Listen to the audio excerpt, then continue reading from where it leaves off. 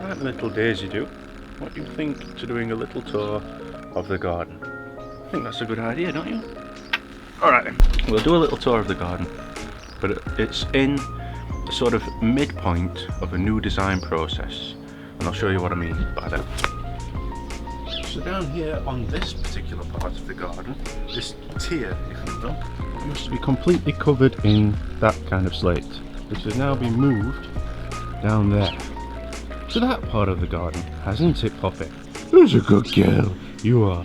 Don't look at me in that tone of voice. And the idea is we've sort of laid out the path here, but we're going to have this path of slate paddle stones, or whatever they're called, and then line it with sort of rockery stones, just like that one there, but they'll go all the way along this path and meet steps, and then all the way along this side. Now this bed that we've made and prepared ready is just going to be lined with ferns and rheums and hostas, I think, but lots of greenery, very jungly, a little bit tropic with the palms. We just wanted that bigger bed to have more of an impact with lots of leafy plants, so it looks yummy. As we come down here, we've got the two sort of Japanese style dogs, I believe they are, big beefy warrior dogs, lovely. And then we've got the two circles, as we call them, because they're circular. And in the circles we've got two olive trees, two sort of lollipop shaped olive trees, and then there's the next sort of lower terrace of the garden. So that's where I started, sat up there, you can see bags of compost, and then I came down those steps onto this little pathway here, which is what I've just explained, with the rockery stones that's going to line the path and the more leafy jungly plants we're going to put in there. Now I'm down these steps onto this section. Now these two pots here, I don't know if you can even see the pots because the plants are so bleh, but there's a black pot there and a black pot there. Now those used to be at the bottom of the steps over there. One was there and one was just over there. Now I think the idea with these is that we're eventually thinking about putting them on the wall of the pond somewhere, maybe, or maybe they'll just stay there, I don't know.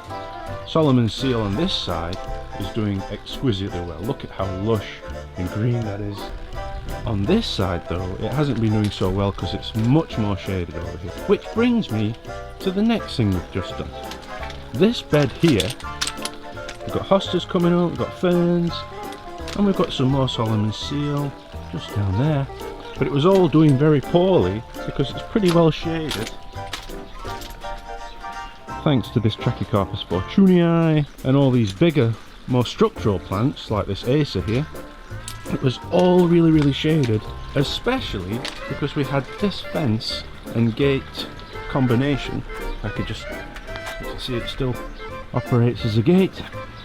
Lovely. But we've removed that because it was just there. In fact, you can see where I've sawn it off. And it was pretty well on there. Had to get the angle grinder out to chop the angle line that it was attached to.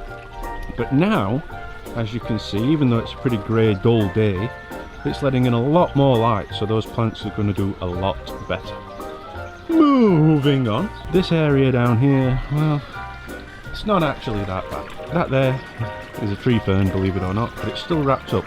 I'm keeping that wrapped up until the end of May, because nae cast a clout till May is out. That means don't bother taking your coat off until the end of May because there's a risk of cold weather even up to that point, and it's true. That there is the hut. It's very well hidden under a lot of ivy, but birds like to nest in there and roost around and feed and whatnot. It's really good for wildlife. A lot of people don't like ivy, but we've got it going right up the garden, all the way along the fence, all the way along the back, and all the way over there. Because wildlife love it. And as we circle around, totally avoiding the pond, which is there, we have more ivy covering the filter system for the pond, with a nice ugly plastic tub thing that's been cut down there. Lovely. Here we have Jeffrey. Hi Jeffrey, you alright? Bit of a quiet one, aren't you Jeffrey? Lovely.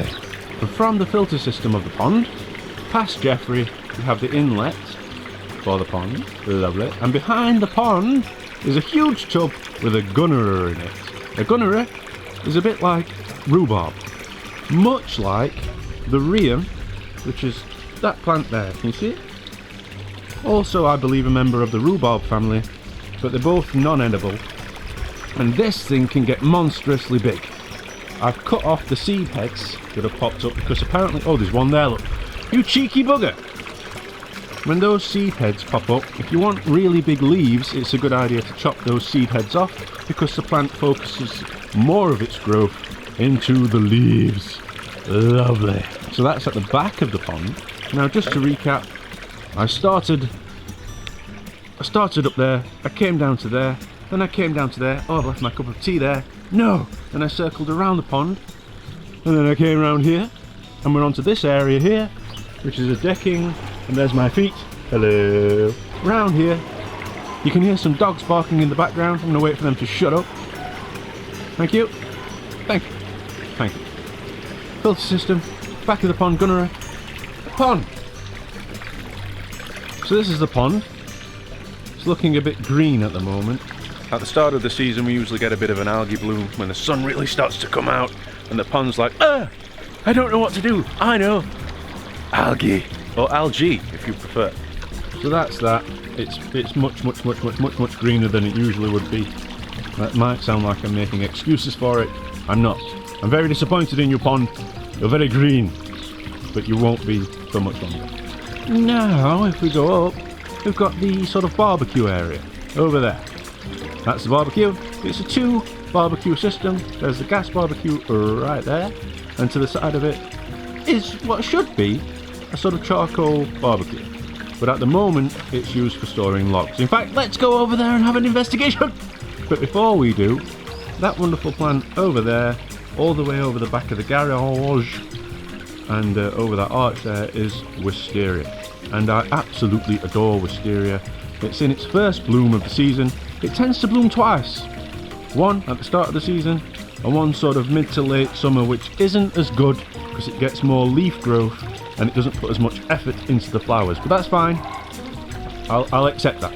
Now, as we move past the tree fern, honestly it's a tree fern, I swear. We move around the pond like this. Hello fish again. Hi. We move around the pond, past one of the Trachycarpus fortunei, as we go under the arch, with the wisteria over it, looking absolutely beautiful. I have one of my other favourite plants, the alliums. As you can probably see, their flowers are just opening up now, and they get these beautiful balls of flowers. They're sort of getting there, but they're not ball-like yet. Their flowers are made up of these individual star-shaped flowers, but they grow into these big balls, and they look fantastic. Here we have Carlton. Say hello, Carlton. Another quiet one. But on this side of the pond wall, we've got more hostas. Beautiful selection of, what would you call it? More like a limey green one, and a strappy variegated one, another strappy variegated one, and a slightly less strappy variegated one, with darker green. Beautiful! The bed that these alliums are in, by the way, used to be a little pond, and we still refer to it as the little pond every now and again, because we used to have fish in there. There's actually 2 wisterias. There's one that grows up in that corner there, and then comes up the side of the garage and mingles in with the other one, which comes up from down in that corner there, which looks a mess at the moment, but that comes all the way up and along there, and they sort of intermingle together, and there's 2. That's the chimney for the barbecue. So there's the gas side, and this side you can just see a bin that would hold charcoal, but as I say, it's storing logs at the moment. And that creature over there is my pappy.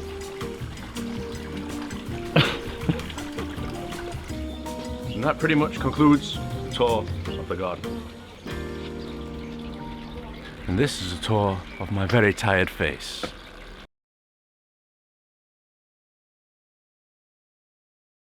Right, Daisy, what do you think to doing a tour? The idea